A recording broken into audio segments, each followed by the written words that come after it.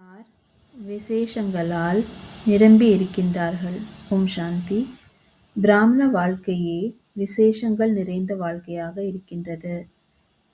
பிராமணன் ஆவது என்றால் எளிமையான யோகி ஆகுக என்கின்ற வரதானத்தை பிராப்தி அடைவது. இதுதான் அனைத்திலும் முதன்மையான ஜென்மத்தின் வரதானமாக இருக்கின்றது.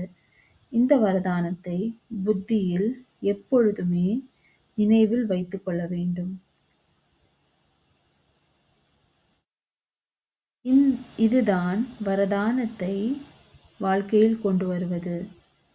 வரதானத்தை தக்க வைத்துக் கொள்வதற்காக எளிமையான விதி என்னவென்றால், அனைத்து ஆத்மாக்களின் நோக்கி வரதானத்தை சேவையில் செலுத்துவது.